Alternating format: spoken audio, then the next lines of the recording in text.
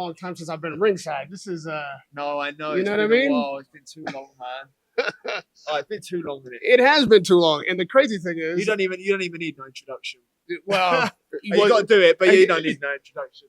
The man who needs no introduction. Hopefully, for the man who needs no introduction. Radio Rahim with Conor Benn, always making news, always on the cutting edge of whatever's happening in boxing. You're not fighting here this weekend, but I see you ringside. I don't know if it's because you're that much of a fan of the sport, if Eddie's dragging you out, or if you are, giving us some let's go champ energy. No, I ain't doing the Shannon Briggs on you.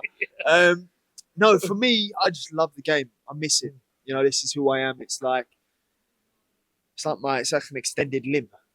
You know, I need boxing, and for me, I'm not ready to be on the other side of the fence here. This is where I belong. This is who I am. You know, so me coming here, it's a nice reminder of what's to come. Obviously, this is where big time boxing is happening. We just had a huge fight at Wembley. Not being a part not only of boxing but British boxing has to be a bit painful. You come in here, you've seen what's happened in the past year, haven't been a part of that. Is there at least conversations going on that will get you in the mix soon? Of course, this will all be cleared up in a couple of weeks. When I mean cleared up, I mean this will be cleared up, done. Mm-hmm. Couple of weeks. What does cleared up mean? Done. Chapter closed. Close that book. Close the book. As in suspension is finished. You're able to fight in England. Everything done. The whole thing will be done in a couple of weeks. Can't really go into detail, but it'll all be cleared up. The couple of weeks that I've been waiting for the past 2 years, it's here. Right. You know, so for me, that's where this is at. For someone who hasn't been in the mix, I feel like I've been in the mix. Right.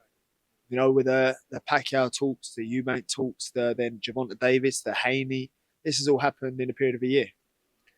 You know, so as much as I feel like, I haven't fought, it's like I've still been involved in the game. I've still been here. I ain't gone nowhere.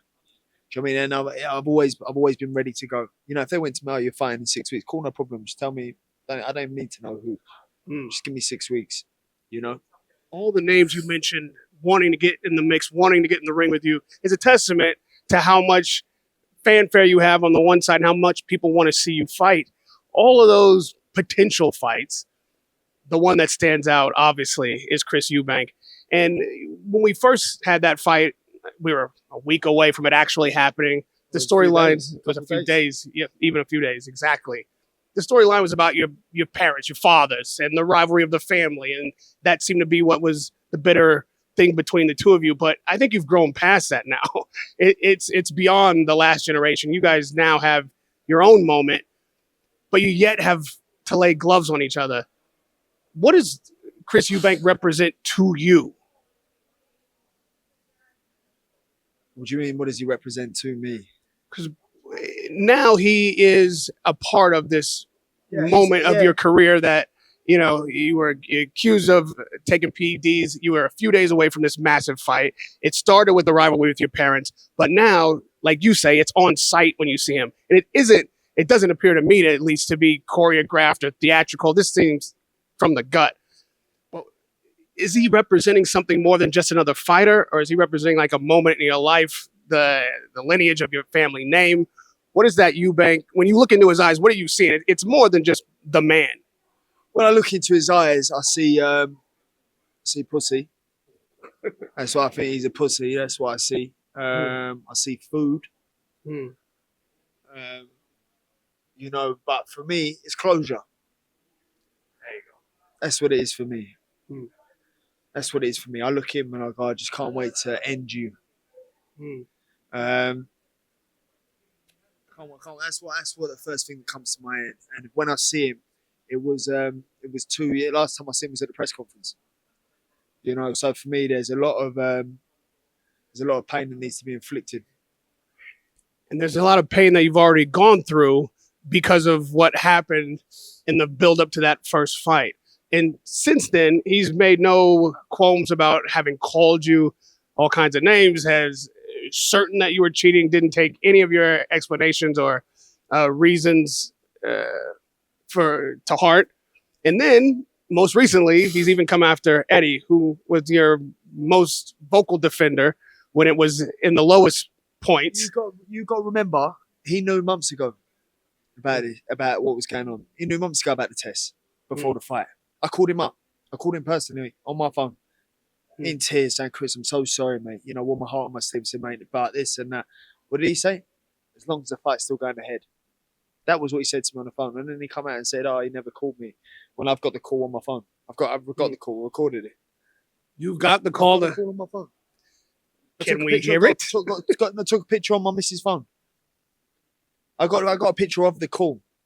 Yeah, I was devastated. Just going, "Oh man, I can't believe this. I don't know how I've done." And then for him to use that as fuel and use that as pain, use that my pain as clout, or publicizing himself at my expense. He thinks I'm gonna just be cool about it, and lapping up my pain. He ain't my cup of tea. So when I see him, that's what was coming up. Now, he's still 2 weight classes ahead of you, right? He's even said, "Oh, you caught me when I was cutting weight." But the first thing that came to my mind, you still might not be as heavy as him. Oh, I'm definitely heavier than him.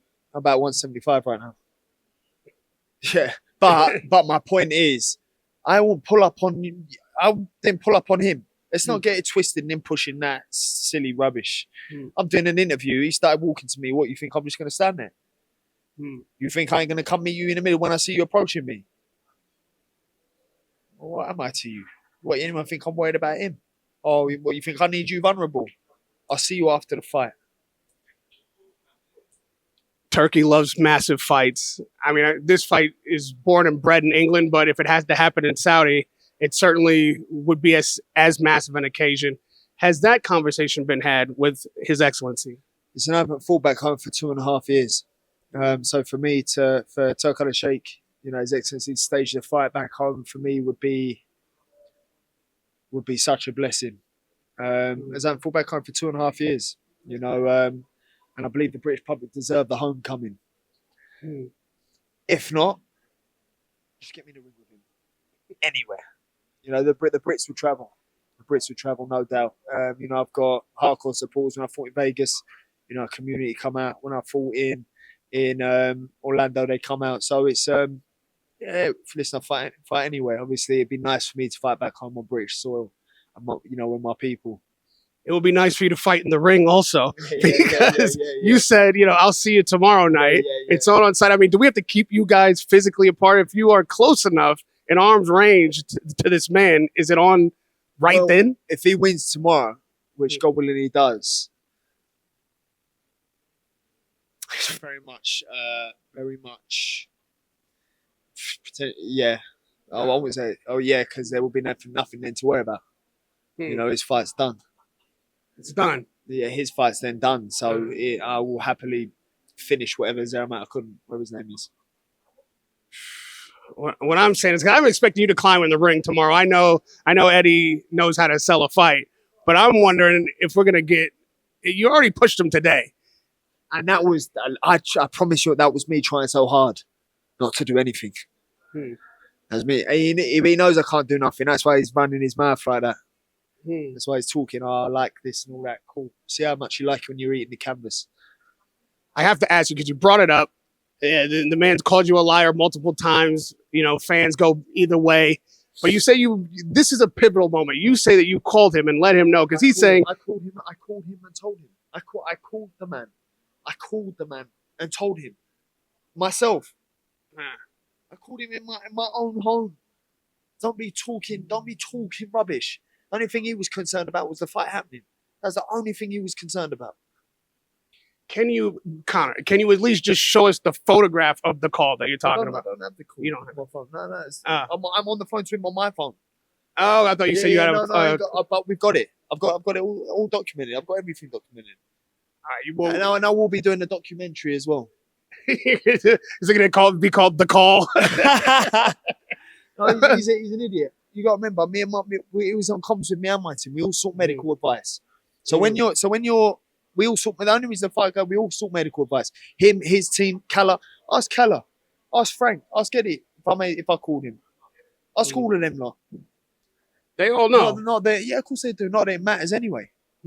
What, you think I got Eubank's number in my phone and we have a little chin work? No, I had to get his number. Right.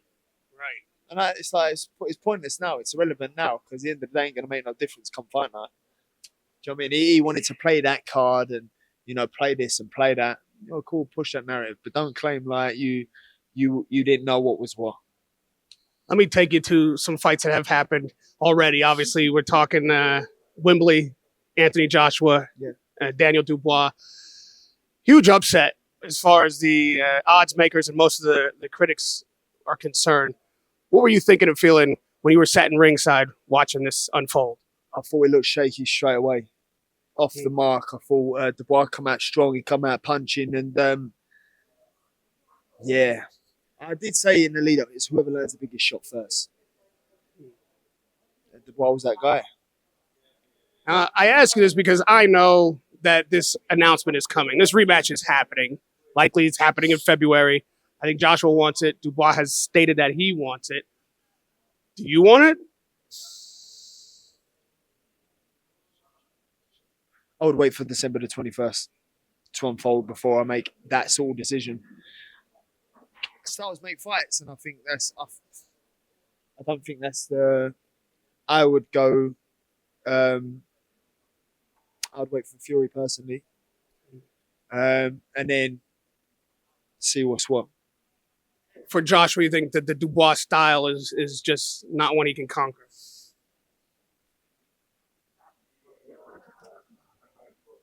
I just how convincing it was first time round. You just wonder how it's going to change second time round. But then again, all AJ needs is one shot. He's proven when he come back from Ruiz that he could move and outbox Ruiz with fast hands, fast feet. I just think Dubois, a massive puncher. And he's young. He's hungry. Do you know what I mean? AJ's done everything in the game to achieve. He's completed the game. You've got someone there who really wants to prove himself. And I feel like for him that is just the start. This is a young man's game. You know that as well as anyone, being a young man yourself. No matter how good you are, how well you move, you're going to get hit. So Joshua taking the wobbler in the first round, not really recovering, as he said, as Hearn said. Do you feel that maybe the issue is his punch resistance is gone? No, you can't say that. Listen, you get hit by a 17-stone man. You're going to feel it. Do you know what I mean? So you can't really go, his punch resistance gone. You could say that after the Ruiz fight. You could have said that after Klitschko. Every time someone goes down, you're getting hit by a massive puncher. I don't necessarily think his punch resistance gone. I just maybe don't think he expected Dubois to come out so fast and strong. When you say wait on the 21st, is it because you think one or the other comes through, Usyk or Fury? Yeah, I think I think Fury win or lose, that fight's still massive. And I think styles make fights, and I think that fight would be better paired for. I think them two, their fight both needs to happen. Well, I think if AJ fights the one and does lose, if he does, where does that leave AJ Fury? Right. And, Fury Usyk is a rematch unto itself. That's what I mean. Both lost to Usyk twice. Well, if Fury loses, it would make sense if he fights, Fury then. Even if he wins, Fury gets a voluntary. So that's my route anyway. My dad has a complete opposite opinion. My dad's going, no, you've got to go straight to the man who just beat you. I'm sitting there going, but we want Fury AJ. Right. Do you know what I mean? Everybody wants Fury AJ. For that fight to go would just be a bad night for boxing, a sad day. Do you think Fury comes back better? Is he able to best Usyk in this rematch? It's the same thing with AJ Dubois. Styles make fights, man. And I think it's a hard fight, but I think it's heavyweight boxing, man. It's really hard to call. When you're talking lower weights, it's a lot easier to call, but all it takes is one punch to change the game in heavyweight division. Can Fury adapt, stay switched on? Because it was a close fight. Can he stay switched on for the whole 12 and move a grip? Or will Usyk have figured him out more now that he's got his range? Right. So What do you reckon is the difference between the two? Because neither one of them are just, come forward one-dimensional fighters by any stretch. Like, what is Usyk doing that has gotten him the decision in the first fight? Could Fury do to overcome that? What's the difference in styles? What's the difference in work rate, the moving, having him wobbled bad, looking like he was going to go at one stage? That changed the whole trajectory of the fight. That changed the whole dimension of the fight. Can Fury not let that happen again? Or will Usyk know now what to expect? So I think it's down to preparation, really. I see you on Instagram all the time. I see you across social medias, always training. I mean, you look like every time I see you got a fight coming that Saturday. The last 2 wins that you have, they've gone to cards. But like you say, you're 175 right now. You're putting on weight. You're looking strong. You're training nonstop. Do people even know what to expect from you the next time you're in the ring? Well, if it's Eubank, me coming out and terrorizing him from the get-go. Go in the last 2 fights, you can't really get motivated for them sort of fights. You're like, is the fight going to get pulled? Are they going to sabotage the fight? Is the fight going ahead? Is it not? And then I'm looking at these guys going, there's no way you think you can beat me. Like, I'm not even worried about it. I'm not even nervous. Because I know there's no way you think you can beat me. I know you can't beat me. I know there's nothing you can do. I could go in there with a broken arm, blinding one, I still beat you. When you're like that and you have no fear factor, how do you stay alert? How do you stay sharp? Counter-reactive. How do you not get lazy in there? And that's how it sort of felt, for me. All that was like, it's like a glorified sparring session, really. Looking back, it is glorified sparring. For them, they're fighting life and death. They're fighting really to prove a point. I'm kind of there thinking it's sparring. So you need to get up for the fight. Of course I do. And I never used to understand when fighters used to say, "Oh yeah, but can you get up for it?" Well, I know you can't beat me. I know you can't. I'm looking at you and I know you like this, and you're just talking silly. And that's how I was. You watch the fight. Watch me in the corner. I'm sitting there. I'm gonna send you the pictures. I'm literally just sitting there in the corner, like in the 8th round, just sitting there going, like, I'm not even like. I don't even know. It was such a weird feeling. Bearing in mind, I'm fighting over there for reasons going on. So it's not really like the sort of, you don't really want to be fighting through this. You don't really have to be fighting that on the outside, then fighting on the inside. You want to go into a fight knowing, bang, one direction, bang, one focus. I'm up for it. Got to prove something here. I can't lose to you. But if I make a mistake, I'm going to pay the price. And that price could be my face on the canvas. You're trying to take away from Mike. That's how you want it. I fight with a chip on my shoulder. But when you're fighting these guys, you're like, yeah, cool, man, no problem. I've had other spars than that. When this 2 weeks is done and you say all of this mess is behind you, obviously Chris Eubank is the first in your crosshairs. That's the bullseye. But you have a long time to make up, if you will. You got to make up for what your goals were before all this began almost 2 years ago. Listen, if Eubank next, if the fight don't get done lively, then I'll just drop back down to 147. It's wide open. You got Barrios, you got Stanionis. Barrios would probably be my go-to. I'd love to fight Barrios. I would love to fight him at the O2 back home for the WBC World Title. Are you keeping this weight on, like you say, you're 175? Are you keeping this weight on in anticipation of Eubank? I've always been around 175 out of camp. Right now, I'm more about 175 out of camp, always. I pick up my runs when I need to drop the weight. So if I'm start creeping up to the numbers that I don't want to admit, you have to get on the road. So when you see me doing my 10Ks, when you see me doing my 10Ks, I'm eating good. But then outside of that, I'll drop down the 10Ks if I'm maintaining. So it's like when I do a lot of runs, I lose a lot of muscle. Kind of lose muscle, I lose fat, and I get a slimmer frame. Whereas when I stop and start doing more S&C, you put on. Lastly, 2 guys that have been up for a fight for 3 years now, and it's finally coming this Saturday. We talk about styles make fights, the oldest cliche in the book, but boy, does that ring true this Saturday. Beterbiev and Bivol. How do you see it? A lot of people leaning towards Bivol, but I believe Beterbiev between 8 and 12. How does he get to the slicker, more technical boxer? Yeah, I mean, Beterbiev ain't the slickest boxer whatsoever, but you have Bivol, who's complete opposite stylistically in terms of he's on his feet, his movement, his rhythm, his combination punches. work rate, whereas Beterbiev's, more slower on the feet, very shot selective, and more as a plodder, and hunts you down, and hunts his prey down and traps him. And I think can Bivol keep him off for 12, because all you need is a split second in 36 minutes to change the whole direction of the fight. That's all you need. You could be winning up the 9th, 10th, 11th round. Bang.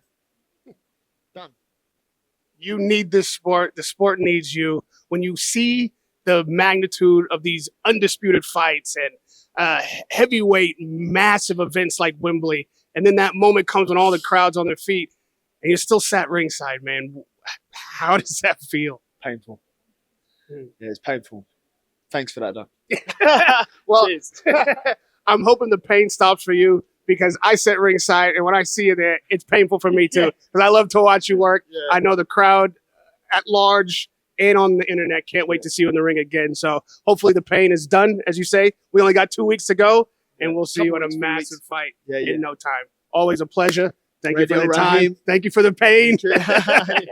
Radio Rahim with Conor Benn.